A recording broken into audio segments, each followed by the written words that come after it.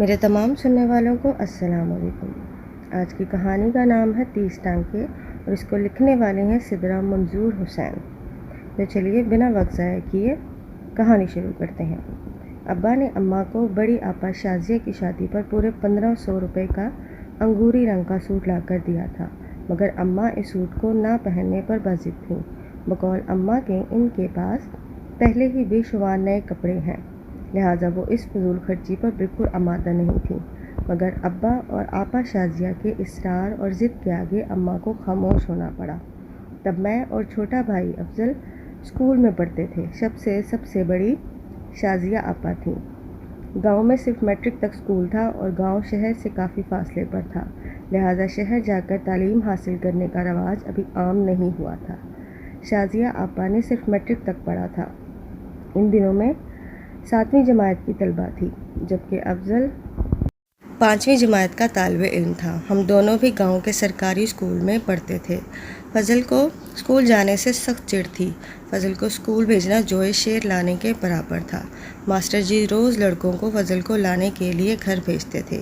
فضل کی چیخوں سے آواز پورا محلہ سنتا، جبکہ محلے کے چھوٹے بچوں کا فضل کے اس تماشے کو دیکھنا ایک مشغلہ بن چکا تھا۔ لڑکے فضل کو ایک بازو سے کھینچ کر اٹھانے کی کوشش کرتے تو فضل دوسرے بازو سے داخلی دروازے کی سلاخ پکڑ لیتا۔ خیر، فضل 2 سال مسلسل 5ویں جماعت میں فیل ہوتا رہا تھا۔ آخرکار ابا نے تنگ آ کر فضل کو اپنے ساتھ کھیتوں کے کاموں میں لگا لیا۔ اس طرح فضل کی بھی اسکول اور پڑھائی سے جان چھوٹ گئی۔ شازیہ آپا کی شادی ہو گئی۔ فضل کھیتوں کو سنبھالنے لگا اور میٹرک کا امتحان پاس کرنے کے چند سال بعد میری بھی شادی کر دی گئی۔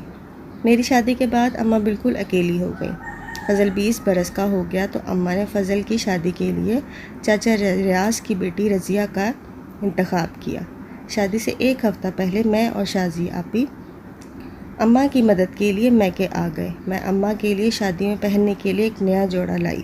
اماں سوٹ دیکھتے ہی مجھے ڈانٹنے لگی اور بولی، تیرا ابا بھی بالکل ایسا ہی فضول خرچ ہوا کرتا تھا، مگر جیسا بھی تھا بڑی سونی زندگی گزار گیا۔ اماں صندوق سے کپڑے نکال رہی تھی اور میں پاس چارپائی پر بیٹھ کر رضیہ کے شادی کے جوڑے پر تاڑی اور کوٹے کا کام کر رہی تھی۔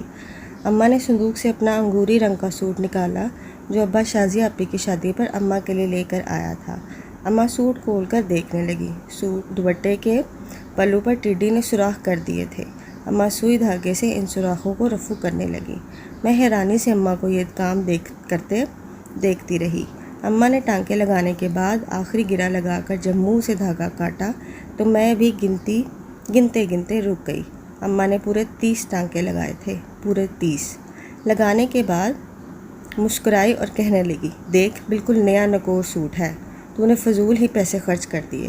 مجھے اس دن شدت سے احساس ہوا کہ سوٹ 10 سال بعد بھی پرانا ہو یا نہ ہو، مگر 45 سال گزرنے کے بعد بھی ماں بالکل ویسی ہی رہتی ہے، جس کے لیے اولاد کی خواہشات اور ضروریات اتنی محبوب ہوتی ہیں کہ اسے 10 سال پرانا 30 ٹانکے لگا سوٹ بھی نیا نکور لگتا ہے۔